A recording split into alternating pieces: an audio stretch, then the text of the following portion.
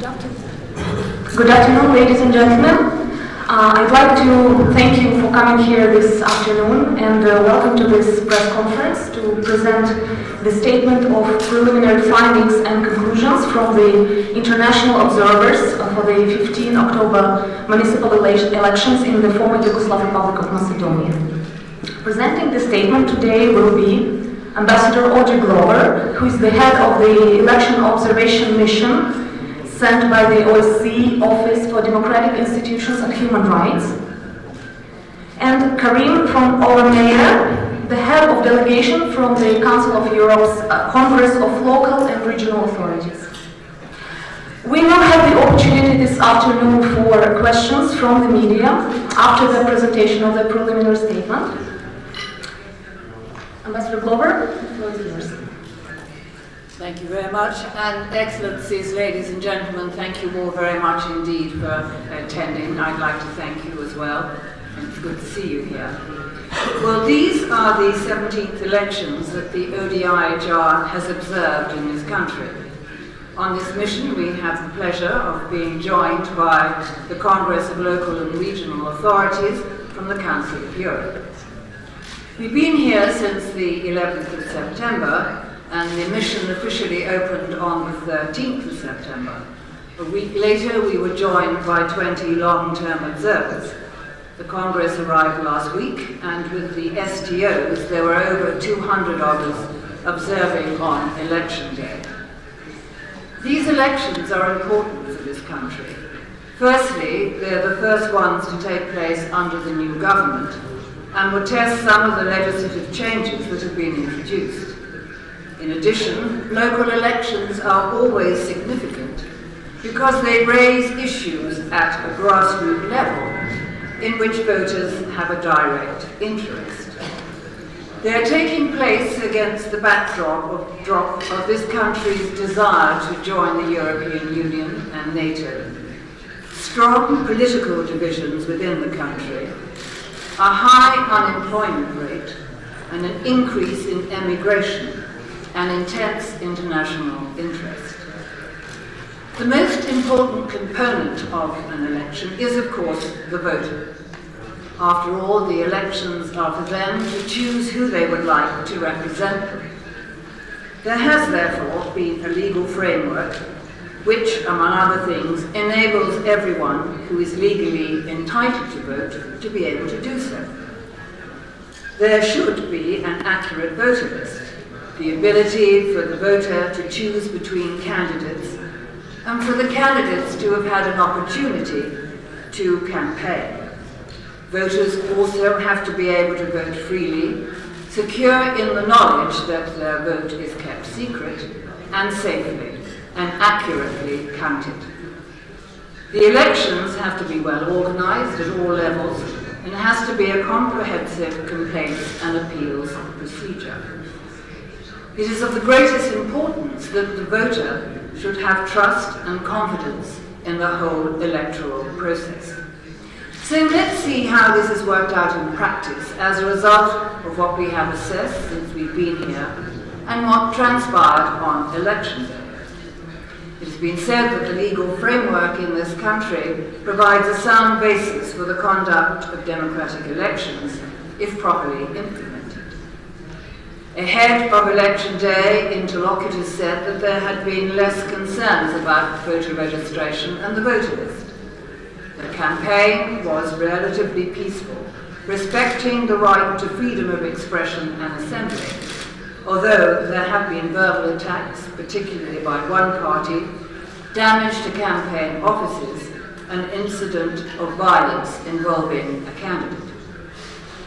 Campaigning was relatively low-key, concentrating more on small gatherings and door-to-door campaigning, where candidates and voters could directly interact. Big rallies were less obvious, but featured nearer election day, and numerous debates enabled voters to learn about the candidates' platforms.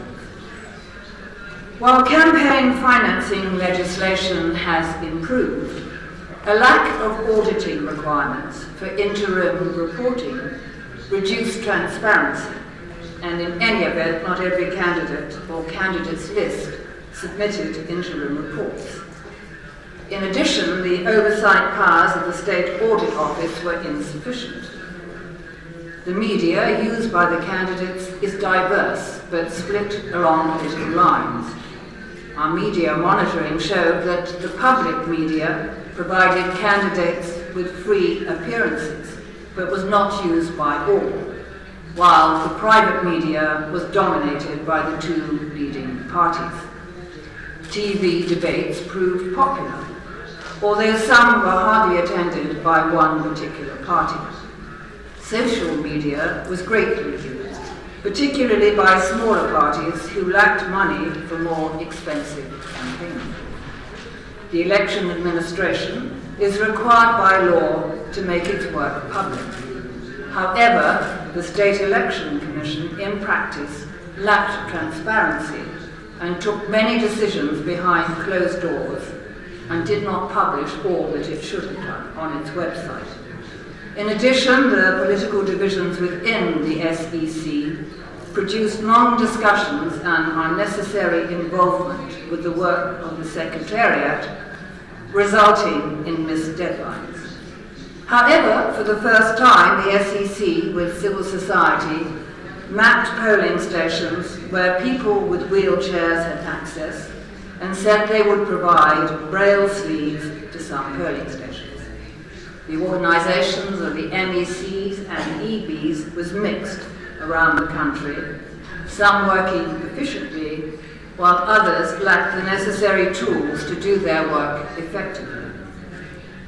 The participation of women remained low. Women were grossly underrepresented in the mayoral contests, although they were to be seen in the races for municipal councils and in the working of the MEBs and EBs. Requirements for gender balance in election administration are set out in the election code, but were not consistently followed, and women need to have greater representation in decision-making positions. Some candidate lists were registered without reaching the gender requirement.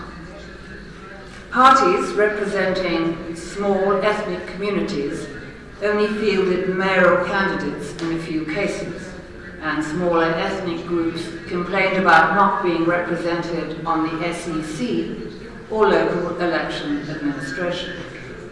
In relation to complaints and appeals, the framework for seeking effective legal redress for electoral disputes is not sufficient. In addition, our interlocutors told us that there is a lack of trust in the ability of the electoral administration and the judiciary in general to handle election-related cases impartially.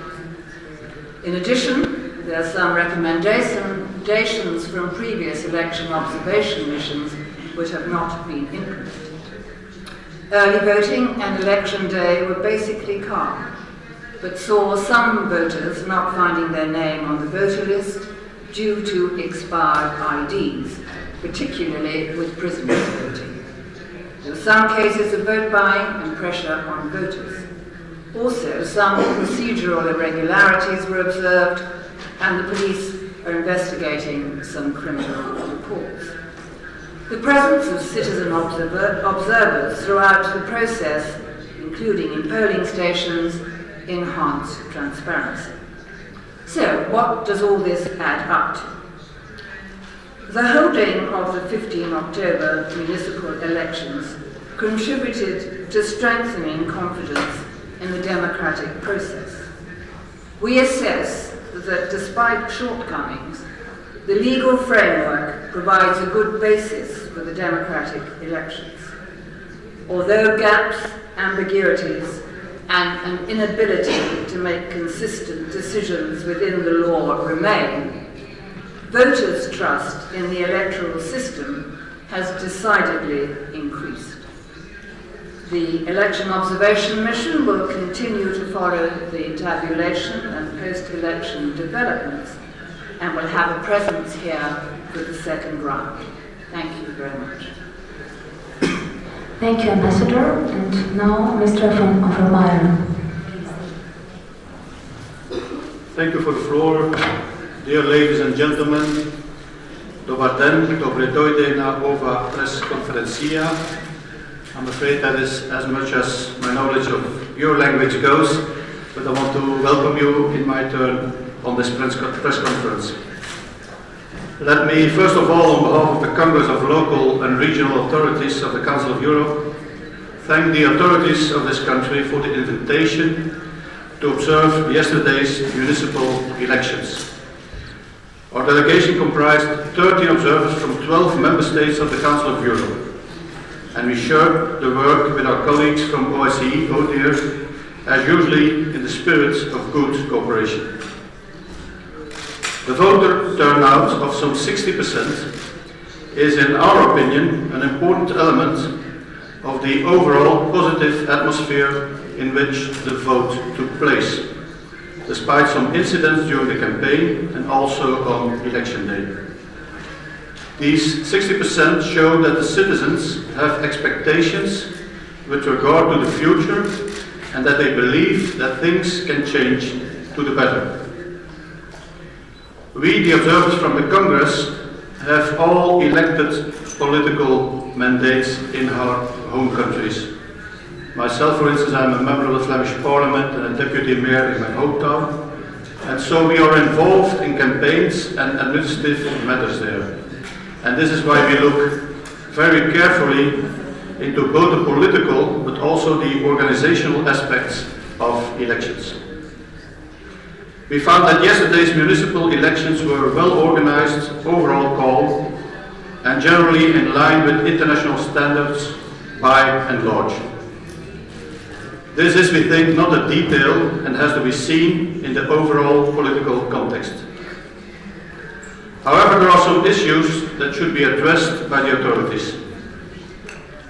For example, the training of the members of the electoral boards should ensure coherent implementation of the rules, notably with regard to the proper sealing of ballot boxes, the signing of voters' lists, and to the procedures during the counting. We also found that there is still room for improvement concerning the quality of the voters' list. The law provides a domicile requirement in municipal elections, and this is generally in line with Congress recommendation number 369 on electoral lists and voters residing de facto abroad. It suggests that only voters permanently residing in a specific municipality should be entitled to vote at the local level. We recommend a further sustainable and transparent update of the voters list to prevent any fraudulent manipulations and to ensure a closer link between the voters and the elected representatives of a specific municipality. This is also true for the composition of members of the electoral boards organizing the elections for mayors and municipal councils.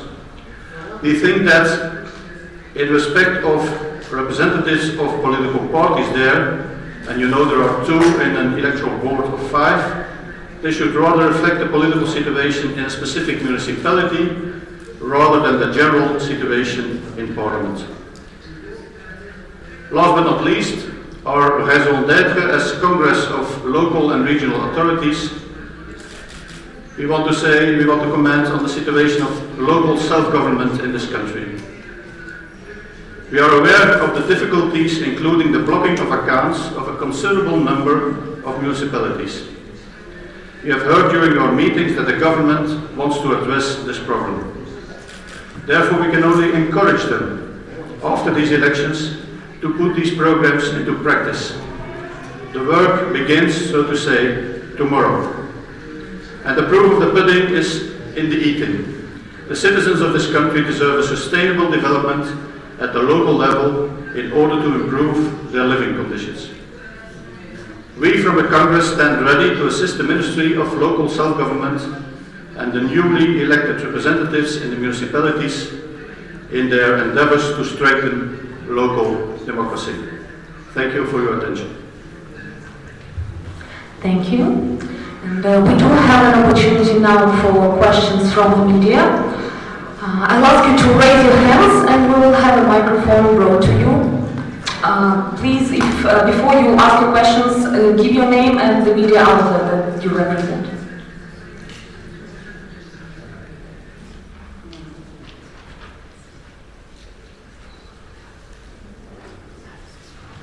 Any questions?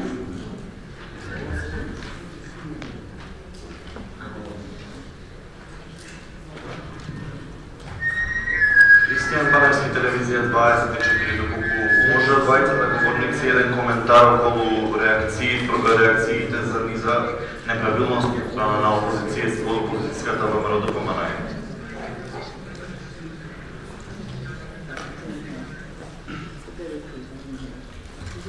Could you please repeat your question because we couldn't hear the translation? Може коментарот двајцата говорници по однос на реакцијата на опозицијската ВМРО ДПМН за низа неправилности и нерегуларности во текот на изборниот ден.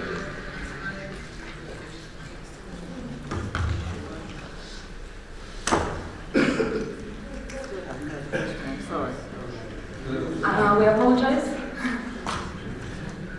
You'll have to repeat it again and please introduce yourself once again.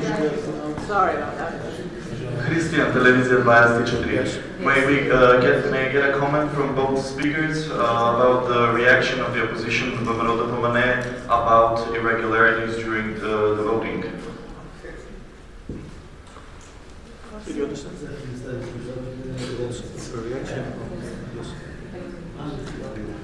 Thank you for that question.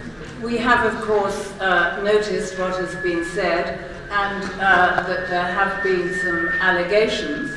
And, of course, as always, we want to know what the facts are, and we will be, of course, watching to see that the correct procedures are initiated in relation to these allegations.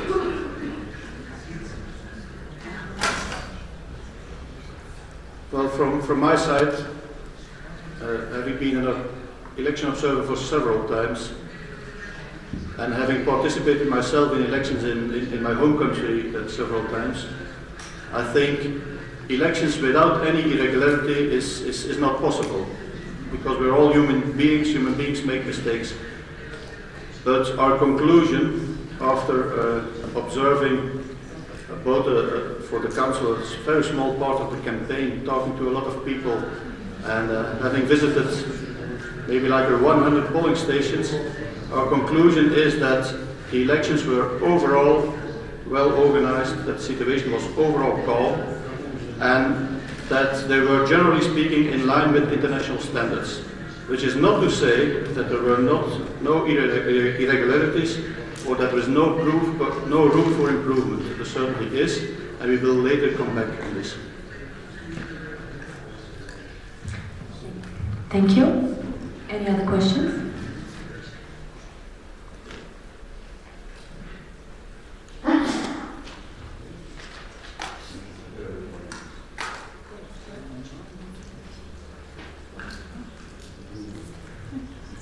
Do we have any other questions? It seems that we don't. Then, with this, we would like to thank you, and the preliminary statement of findings and conclusions that we are presenting today is found on the table on your way out here, as well as the press release. Again, thank you for being with us today, and have a good day. Thank you.